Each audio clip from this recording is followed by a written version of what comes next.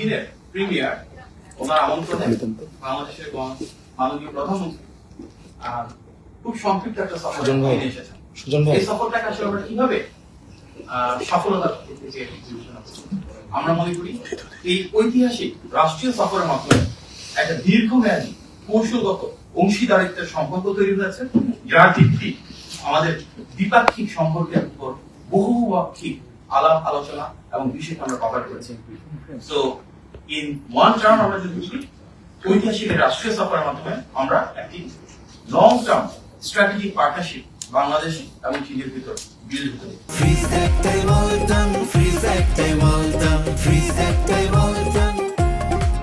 এই স্বল্প সময়ে আমাদের মাননীয় প্রধানমন্ত্রী চীনের সবচেয়ে ক্ষমতাধর যে তিনজন মানুষ রয়েছেন ওনাদের সাথে আলাদাভাবে বৈঠক করেছেন।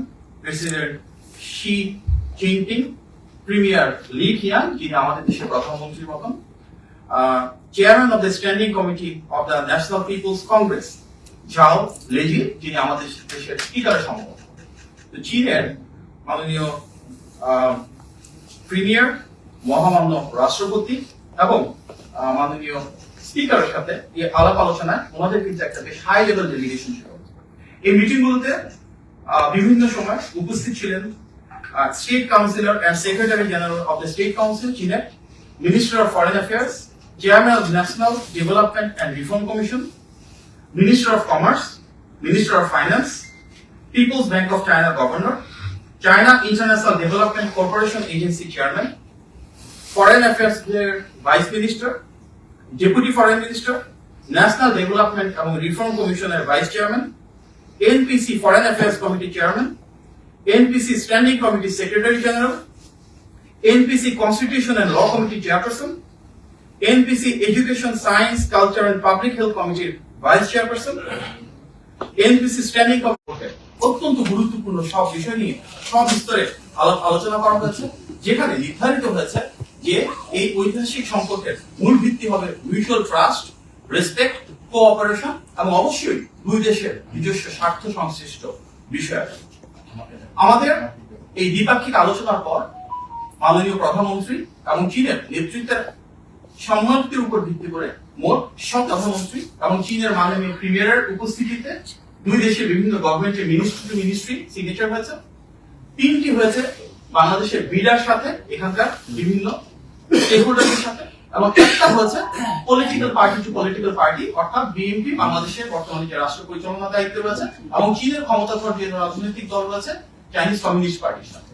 সুতরাং 13টি মিনিস্ট্রি টু মিনিস্ট্রি, 3টি বিডার সাথে, এখানকার বিভিন্ন প্রতিষ্ঠানের এবং একটি দুটি দেশের বর্তমানে রাষ্ট্র পরিচালনায় যে রাজনৈতিক দলগুলো রয়েছে তাদের ভিতরে। আমাদের টোটালে ঐতিহাসিক সফরের উপর ভিত্তি করে একটি জয়েন্ট কমিউনিকে, যেটাকে আমরা বাংলায় বলি যৌথ ইশতেহার প্রণীত হচ্ছে। সেখানে 16টি পয়েন্ট থাকে, অর্থাৎ 16 পয়েন্ট সংবলিত একটি যৌথ ইশতেহার, যেটি আপনারা খুব শীঘ্রই পাবেন পাবলিকলি। সেখানে এই পুরো সফরের বিস্তারিত যে আন্ডারস্ট্যান্ডিং গুলো হয়েছে, যেখানে ঐক্যমত্য হয়েছে, সেই কনসেনসাস গুলো তুলে রাখা হবে। আমরা অত্যন্ত গর্বিত যে চীনে আমরা যাদের সাথে কথা বলেছি, এখানকার honourable president, honourable prime minister যিনি প্রিমিয়ার এখানে বলা হয়, এবং অনারেবল স্পিকার ইকুইভ্যালেন্ট, ওনারা প্রত্যেকে বাংলাদেশ এবং চীনের 50 বছরের সম্পর্ক স্থাপনের ক্ষেত্রে শহীদ প্রেসিডেন্ট জিয়াউর রহমান এবং দেশের নেত্রী বেগম খালেদা জিয়ার যে অসাধারণ অনবদ্য ভূমিকা রয়েছে তার ভূয়সী প্রশংসা করেছেন।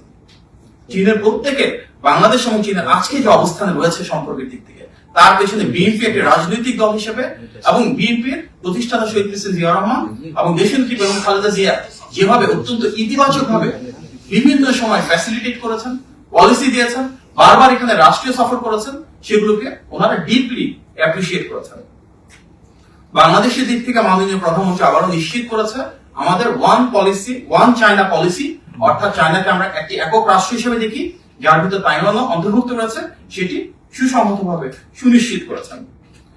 বাংলাদেশের মাননীয় প্রধানমন্ত্রী নির্বাচিত হয়ে আসার পর গত 4 মাসে ওনার যে পিপল সেন্ট্রিক পলিসি গুলো রয়েছে, জনগণের ভাগ্য পরিবর্তনের জন্য, সমস্যা সমাধানের জন্য বিভিন্ন সেক্টরে যে পলিসিগুলো গৃহীত হয়েছে, অত্যন্ত দ্রুততার সাথে বাস্তবায়ন শুরু হচ্ছে, সেগুলোর জন্য চীনের পক্ষ থেকে সর্বোচ্চ সহযোগিতার আশ্বাস দেওয়া হয়েছে।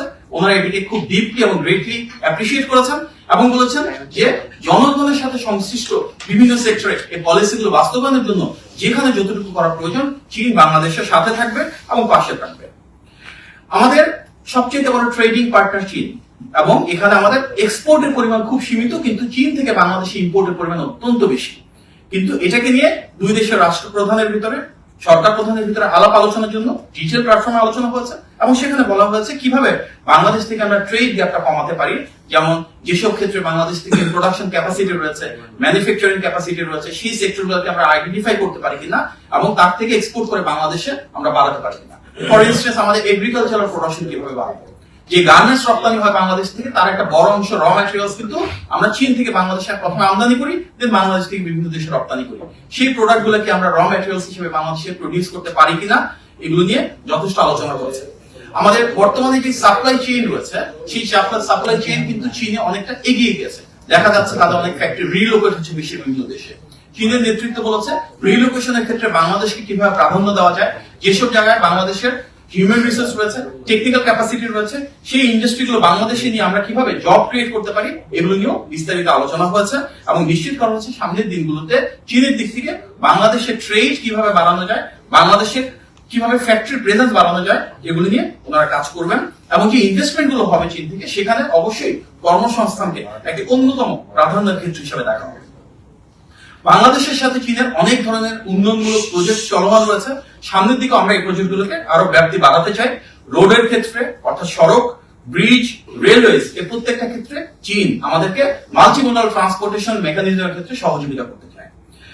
বেশ গুরুত্বপূর্ণ প্রজেক্টের ভিতর রয়েছে, আপনারা দেখেছেন সম্প্রতি পাস হয়েছে যে আনোয়ারাতে চট্টগ্রামে, সেখানে একটা ইকোনমিক এবং ইন্ডাস্ট্রিয়াল জোন মাননীয় প্রধানমন্ত্রী বলেছেন এটা যত দ্রুত সম্ভব বাস্তবায়ন করবার জন্য। একই সাথে Mongla economic zone, green development অর্থাৎ গ্রিন এনার্জি, এবং এর পাশাপাশি যেখানে সাস্টেইনেবল ডেভেলপমেন্টের জায়গা রয়েছে, ইকোলজিক্যাল এবং এনভায়রনমেন্ট ফ্রেন্ডলি বিভিন্ন ইনফ্রাস্ট্রাকচার ডেভেলপমেন্ট রয়েছে, সেগুলোকে চীন প্রায়োরিটাইজ করতে চাচ্ছে। বাংলাদেশে জ্বালানি সমস্যা, বিদ্যুৎ সমস্যা সমাধানে চীন পাশে থাকতে চায়, এবং বাংলাদেশে বলেছে যদি আমরা স্বাভাবিকভাবে একটা কম্পিটিটিভ প্রসিজারের মাধ্যমে যেখানে সুযোগ আছে, যেখানে সম্ভাবনা রয়েছে, আমরা চীনা বিনিয়োগ বাংলাদেশে এবং চীনা উন্নয়ন অগ্রযাত্রা সহযোগিতা আমরা অ্যাপ্রিসিয়েট করছি। চীনের একটা দীর্ঘদিনের এক্সপিরিয়েন্স রয়েছে ওয়াটার ম্যানেজমেন্টের ক্ষেত্রে, এবং বাংলাদেশে আমরা যদি তিস্তা মহাপরিকল্পনা, যেটি বিএনপি নির্বাচনী ইশতেহারে ছিল, সেটি বাস্তবায়ন প্রক্রিয়া আমরা যাচ্ছি।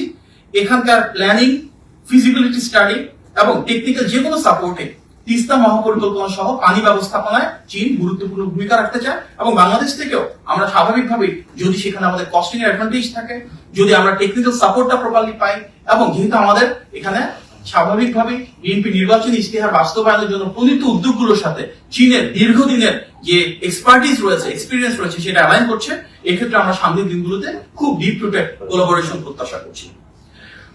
আজকে কানেক্টিভিটি নিয়ে যেটা কথা হয়েছে প্রেসিডেন্ট শি জিনপিং এর সাথে মাননীয় প্রধানমন্ত্রী জনাব তারেক রহমানের, এবং সেখানে প্রস্তাবনা এসেছে যে কিভাবে বাংলাদেশ থেকে মায়ানমার এবং চীন হয়ে একটি ইকোনমিক করিডর তৈরি করা যায়, যে ইকোনমিক করিডোরের মূল উদ্দেশ্য হবে বাংলাদেশে অর্থনৈতিক আরো ব্যাপ্তি বাড়ানো, ইকোনমিক ট্রানজাকশন বাড়ানো এবং মাল্টিমোডাল ট্রান্সপোর্টেশনটাকে আরো এনহ্যান্স করা, চিটাগাং পোর্টকে আরো কিভাবে আধুনিকরণ করা যায় এবং আমরা একটা রিজিওনাল হাব হিসেবে গড়ে তুলতে পারি, যেখানে শুধু বাংলাদেশের জন্য না, চিটাগাং পোর্ট অন্যান্য দেশের জন্য সার্ভ করবে, সেটা নিয়ে যেমন আমরা কাজ করতে চাই। একই সাথে মংলা পোর্টকে আপগ্রেড করবার জন্য এবং মংলা পোর্টকে আরো বেশি প্রোগ্রেসিভ করবার জন্য, সার্ভিস ওরিয়েন্টেড করবার জন্য চীন আগ্রহ প্রকাশ করেছে, এবং বাংলাদেশ থেকে আমরা সেগুলো নিয়ে আলোচনা করেছি। স্বাভাবিকভাবে বাংলাদেশ এবং চীনের মাঝে বহুপাক্ষিক যে সম্পর্ক, তার অংশ হিসেবে আমরা পিপল টু পিপল টাইজ বাড়াতে চাই। আমাদের মূল উদ্দেশ্য শিক্ষা ব্যবস্থা, যেমন ইতিমধ্যে তৃতীয় ভাষা হিসেবে ম্যান্ডারিনকে প্রায়োরিটাইজ করা হচ্ছে, টেকনিক্যাল এবং ভোকেশনাল এডুকেশনকে প্রায়োরিটাইজ করা হচ্ছে, এবং এই দুই ক্ষেত্রে চীন তার নিজের অভিজ্ঞতার আলোকে বাংলাদেশকে সহযোগিতা করতে চাই। চীনা ভাষা শিক্ষার ক্ষেত্রে আমাদেরকে শিক্ষক এবং ইনফ্রাস্ট্রাকচারাল সাপোর্ট ওনারা প্রোভাইড করবেন। হেলথ কেয়ারের ক্ষেত্রে কিভাবে আধুনিক চিকিৎসা ব্যবস্থা বাংলাদেশে আমরা প্রয়োগ করতে পারি, বিভিন্ন ধরনের রোবোটিক সার্জারি এবং হাসপাতাল প্রতিষ্ঠা থেকে অন্যান্য বিষয়ে চীন তাদের আগ্রহ প্রকাশ করেছেন, এবং বাংলাদেশ থেকে অনেকেই বিদেশে চিকিৎসা করতে যান। চীন সেখানে ভিসা প্রসেসিং ইজি করবার মাধ্যমে এবং অন্যান্য সহযোগিতার মাধ্যমে বাংলাদেশি যারা বিদেশে চিকিৎসা করতে চান তাদের জন্য দ্বার উন্মোচন করতে ইচ্ছুক। এর পাশাপাশি সংস্কৃতি, মিডিয়া, টেকনোলজি, সামগ্রিকভাবে নলেজ ট্রান্সফার এবং এমপ্লয়মেন্ট জেনারেশন নিয়ে আমরা পিপল টু পিপল অর্থাৎ দুই দেশের ভিতরে সম্পর্ক আরো বাড়াতে চাই। সুতরাং সেখানে ঐতিহ্যের বিষয় রয়েছে, তথ্যের বিষয় রয়েছে, প্রযুক্তির বিষয় রয়েছে। প্রতিটি ক্ষেত্রে আমরা চাই দুই দেশের জনগণের ভেতর আরো সম্পর্ক বৃদ্ধি হোক এবং এগুলো নিয়ে দুই দেশের নেতৃত্বে আলোচনা করেছেন। আমরা সবাই জানি রোহিঙ্গার বিষয়ে বাংলাদেশের অবস্থান খুব সুনিশ্চিত। আমরা চাই সেফ, ভলান্টারি এবং ডিগনিফাইড ওয়েতে যারা আমাদের দেশে রোহিঙ্গা রয়েছেন ওনারা নিজ দেশে ফেরত যাক। এ বিষয়ে চীন আমাদেরকে কথা দিয়েছে যে আমরা যখন চাই ওনারা মায়ানমারের সাথে আমাদেরকে কোনো ডায়ালগ প্রয়োজন হলে সেখানে ফ্যাসিলিটেট করবে এবং আমরা সেফ, ভলান্টারি এবং ডিগনিফাইড ওয়েতে রোহিঙ্গা প্রত্যাবাসন, যেটা ইতিপূর্বে শহীদ প্রেসিডেন্ট জিয়া রহমান এবং দেশের বেগম খালেদা জিয়ার সময় শুধুমাত্র সম্ভব হয়েছিল, আমরা এই বিষয়ে সামনে আলোচনা শুরু করব। ফরেন এবং ডিফেন্স এই দুটো অত্যন্ত গুরুত্বপূর্ণ বিষয় নিয়ে ফর দ্য ফার্স্ট টাইম বাংলাদেশের সাথে চায়নার 2+2 একটা আন্ডারস্ট্যান্ডিং হয়েছে, যেখানে দুই দেশের ফরেন মিনিস্টার এবং ডিফেন্স মিনিস্টার থেকে রিপ্রেজেন্টেটিভ যারা রয়েছেন ওনাদের নিয়মিত ভিত্তিতে সামনের দিনগুলোতে ডায়ালগ শুরু হবে। এই ইনস্ট্রুমেন্টাল ডিটেইলসটা ওয়ার্ক আউট করা হচ্ছে।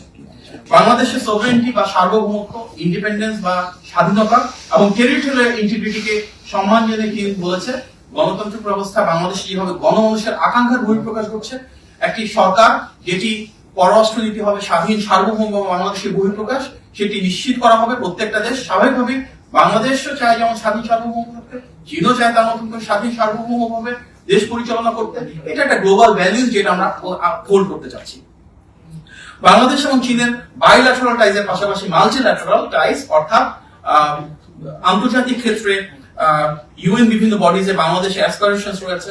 স্বাভাবিকভাবে যেমন আমরা ইউএনজিএ তে কিছুদিন আগে ইলেকশন হলো, যেখানে বাংলাদেশ বিজয়ী হয়েছে, সেখানে চীন সহযোগিতা করেছে। চীন বাংলাদেশকে কংগ্রেচুলেট করেছে এবং বাংলাদেশ থেকে ধন্যবাদ জানানো হয়েছে ওনাদের সহযোগিতার জন্য। ব্রিক্স মেম্বারশিপের জন্য বাংলাদেশ যখন অ্যাপ্লিকেশন করবে চীন সেটাকে স্বাগত জানিয়েছে।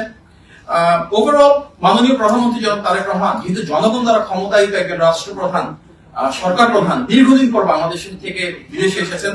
স্বাভাবিকভাবে আমরা দেখেছি মালয়েশিয়া, তারপর ওয়ার্ল্ড ইকোনমিক ফোরাম এবং বর্তমানে চীনে ওনাকে অনেক বেশি সম্মান, আন্তরিকতা এবং ভালোবাসা দিয়ে বরণ করা হচ্ছে। তিনি সমগ্র দেশের যে আবেগ এবং গৌরবকে ধারণ করে বিশ্ব দরবারে যেভাবে বাংলাদেশকে তুলে ধরছেন, শোল্ডার টু শোল্ডার স্ট্যান্ড করছেন এবং যেভাবে রিসিভড হচ্ছেন যে ডিগনিফাইড ওয়েতে, এটা বাংলাদেশের জন্য এটা অনেক বড় গৌরবের বিষয়। আমাদের আজকের যে আলোচনা হয়েছে প্রেসিডেন্টের সাথে আমাদের বাংলাদেশের মাননীয় প্রধানমন্ত্রী, এখানে একটা বিষয় ক্লিয়ার যে আমাদের একটা নিউ ব্লুপ্রিন্ট হয়েছে ফর লং টার্ম সাস্টেইনড এবং ট্রাস্টেড রিলেশন। এই নিউ ব্লুপ্রিন্টের মাধ্যমে আমরা বাংলাদেশ এবং চীনের সম্পর্ককে একটি নতুন উচ্চতা নিয়ে গিয়েছে এবং তার উপর ভিত্তি করে আগামী বাংলাদেশের জন্য একটি নতুন অধ্যায় সূচিত হবে, যেখানে বাংলাদেশের বিনিয়োগ, বাণিজ্য, কর্মসংস্থান সৃষ্টি, দ্বিপাক্ষিক সম্পর্ক, মানুষ ধারাতে আমরা যে পৌঁছেছি সেটাকে ধারণ করে কিন্তু একটা দীর্ঘমেয়াদী কৌশলগত অংশীদারিত্বের সুসম্পর্ক ইনশাআল্লাহ নিশ্চিত করব।